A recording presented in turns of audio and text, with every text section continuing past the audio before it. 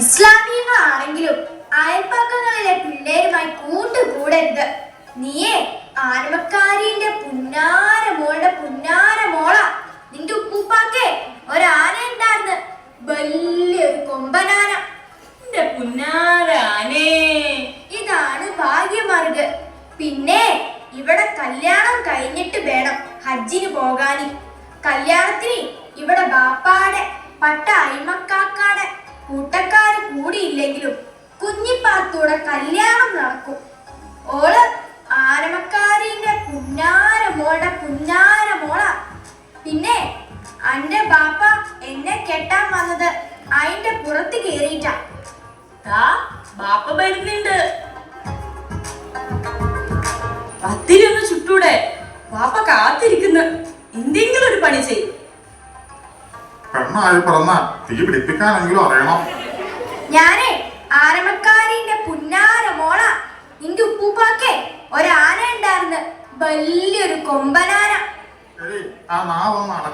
ഇല്ലീല് മൂക്കില് വലിച്ചു കയറ്റോ? ഞാനേ ആനമക്കാരിന്റെ പുന്നാര മോള. എനിക്ക് ലേനസ് ഉണ്ട്. എന്റെ പൊന്നുമ്മ ഒന്ന് ചുമ്മാ ഇരി. സുന്ദരി, നിന്റെ പേരെന്താ? എന്റെ പേര് തുന്നരി എന്നല്ല, ബുദ്ധൂസേ. സുന്ദരി എന്ന് പറയണം. ആട്ടെ, പേരെന്താ? കുഞ്ഞിപ്പാത്തു. എന്നെ എന്തിനാ ബുദ്ധൂസേന്ന് വിളിച്ചണേ?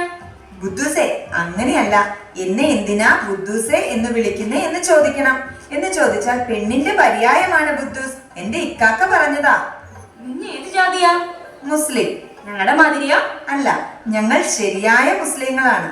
അല്ല ബുദ്ധൂസേ, നിനക്ക് ആന ഉണ്ടായിരുന്നു? ഇല്ല. എന്റെ ഉപ്പൂപ്പാക്ക് ഒരു ആന ഉണ്ടായിരുന്നു, വലിയൊരു കൊമ്പനാന. എന്റെ ഉപ്പൂപ്പാക്ക് ഒരു കാളവണ്ടി ഉണ്ടായിരുന്നു. അതിൽ അദ്ദേഹം കൂലിക്ക് സാധനങ്ങൾ കൊണ്ടുപോകും. അങ്ങനെയാ ഞങ്ങളെ പഠിപ്പിച്ചത്. ഇതാ ഈ കടലാസിൽ എന്താ എഴുതിയതെന്ന് നോക്കിക്കേ. ഇതൊന്ന് വായിച്ചേ. അനക്കറിഞ്ഞൂടാ, എഴുത്തും വായനയും പഠിച്ചില്ല. ഞാൻ പോണു, പിന്നെ വരാം. ബാപ്പാ എന്നാ എന്നെ എഴുത്ത് പഠിപ്പിക്കാന്ന്? ഓ, എഴുത്ത് പഠിപ്പിച്ചിട്ട് അന്നെ കാഫിറാക്കാത്ത എന്താന്ന് നീ ചോദിക്കണത്? ഒരു മുസ്ലിം പെണ്ണ് അങ്ങോട്ടൊന്നും ചോദിക്കരുത്, പറയുന്നത് അനുസരിക്കുക മാത്രം. ഇന്നു മുതൽ ഞാൻ നിന്റെ ഗുരുനാഥയാണ്. ഞാൻ നിന്നെ പഠിപ്പിക്കാൻ പോകുന്നു. ശ്രദ്ധിക്കുക. വാ കൊണ്ട് തുടർന്ന വാക്ക് പറയൂ. വഴി. ബുദ്ധൂസേ, വഴി എന്ന് പറയണം. മറ്റൊന്ന് പറയൂ. വഴുതനങ്ങ. എന്റെ ഇക്കാക്ക നിസാർ അഹമ്മദ് പറഞ്ഞിട്ടാണ് ഞാൻ നിന്നെ പഠിപ്പിക്കുന്നത്. ആണോ?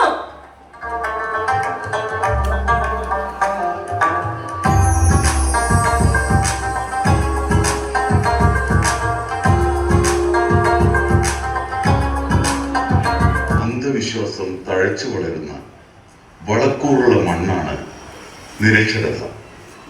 അത് സമൂഹത്തെ ഇരുട്ടിലാഴ്ത്തുന്നു. കുഞ്ഞിപ്പാത്തുമ്മ വിദ്യാഭ്യാസത്തിന്റെ വെളിച്ചത്തിലൂടെ നടന്നു നീങ്ങട്ടെ.